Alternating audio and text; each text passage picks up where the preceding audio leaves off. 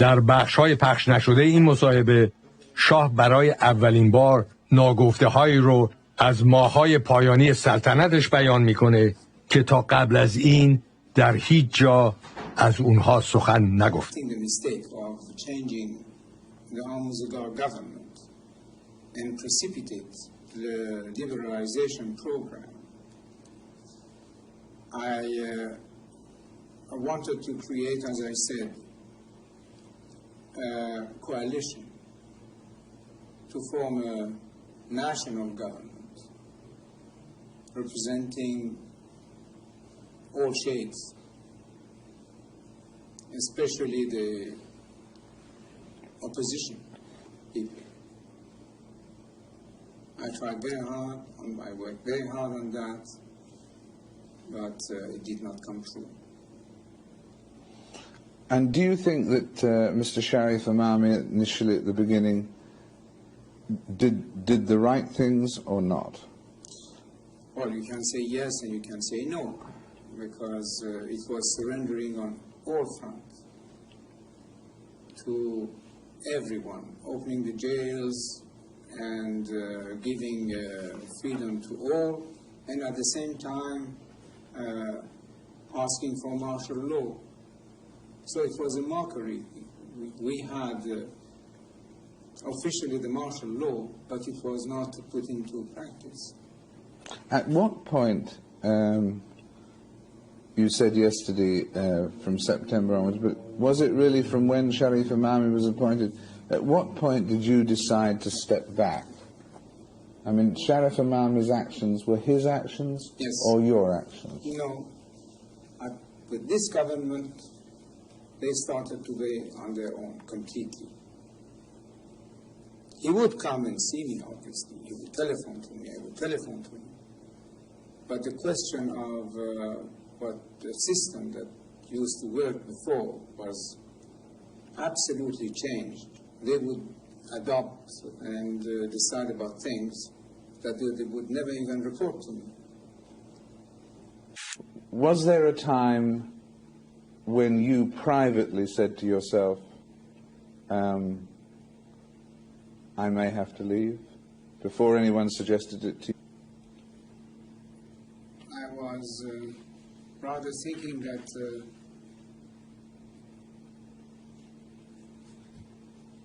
you know, like an end to something. Without thinking of going, you were thinking maybe this is the end of an era. Or something. Of me, of an era, or of something. So the question is that, so all those forces which were liberated, and we should have established this beautiful democracy, where are they today? And as I said, either outside the country or in hiding. 1.5 million people, Iranians, have left the country. Not only the rich people, but the best brains of the country, the best minds of the country. They have all left. Everybody who can leave the country is leaving the country. So where are those people in the Bar Association and in other places who were promising democracy and these things? Where are they today? You ask me why they are concentrating so much against me, my person, and accusing me of mass murdering or even money manipulation, which is very far from my nature. The adopting this Nazi-like propaganda is something quite curious. It comes in the picture that the man there now, you see, he doesn't want to hear about the history of our country one day before he came back to Tehran a year ago and took over. He says the history of the country does not exist. There has not been a single good king in the history of Iran. So he thinks that the history of Iran starts with him. That's why there are concentrating so much on me because I was the king. The history of Iran must disappear. With I as a king, with the other kings, with everything that existed before February 1979. A patriot must think of the future. I'm thinking of the year 2000.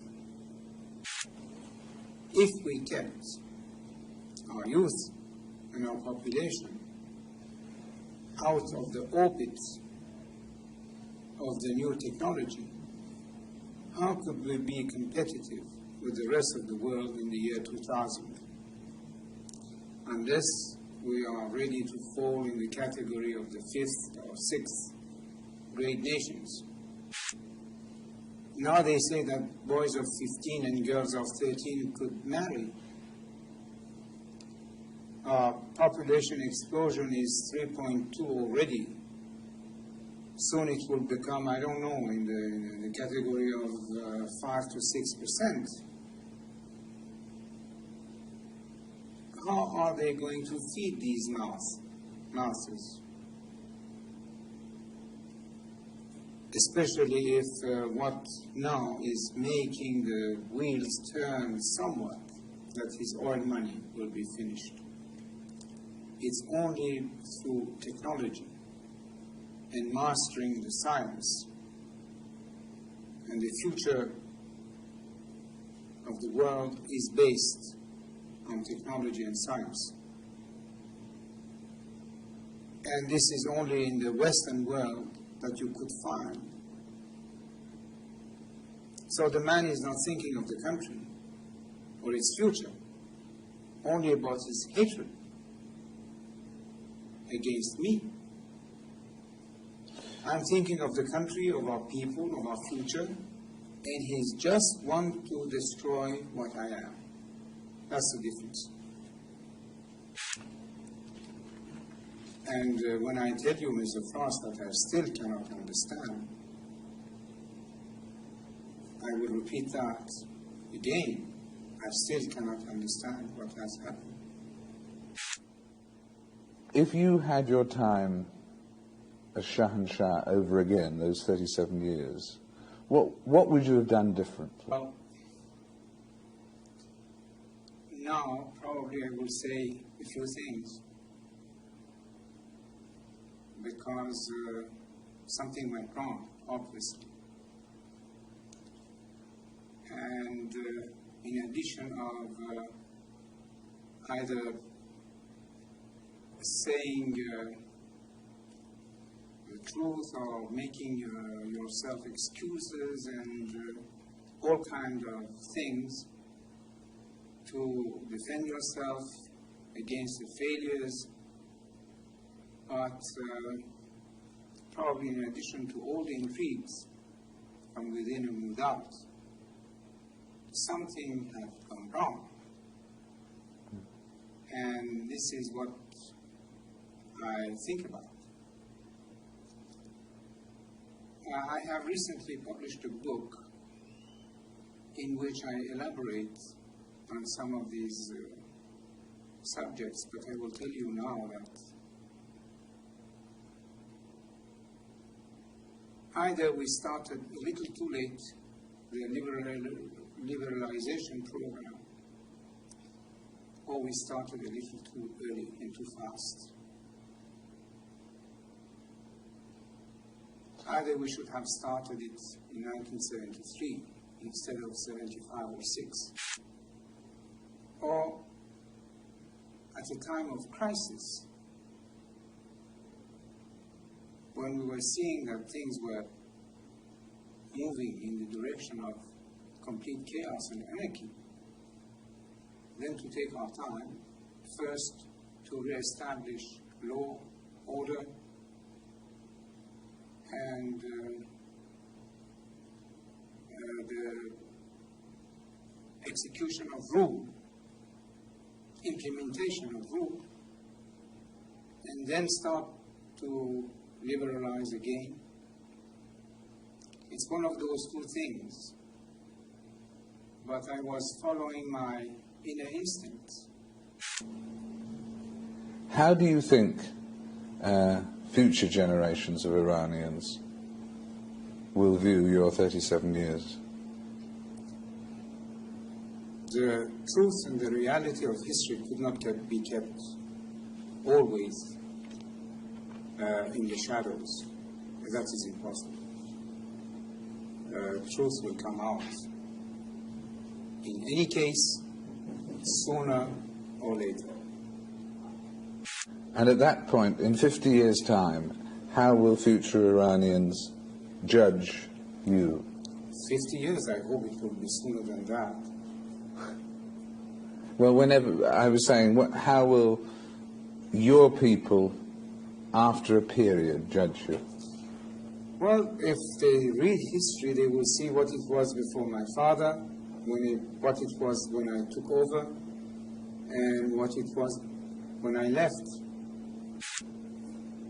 Do you feel that your people let you down, or that you let your people down? First of all, when we say the people, we cannot talk about all the people. That's absolutely not true. I can say that the silent majority remains silent.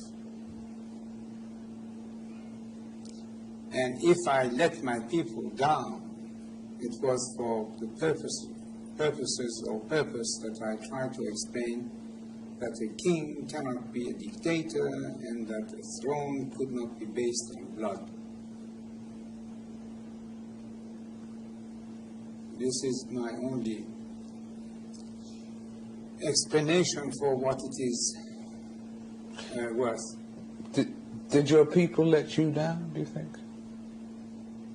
Well, the majority remains silent.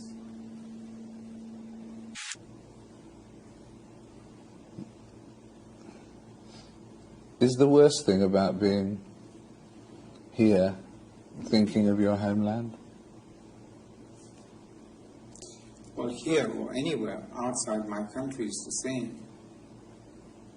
The question is that you cannot stop thinking about your own country. What do you miss most about it?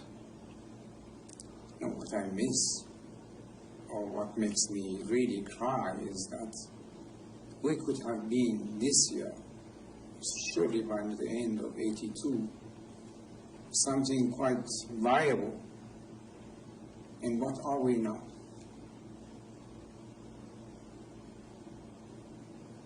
What has it served? The religion? Democracy? Human rights? The rule of the people?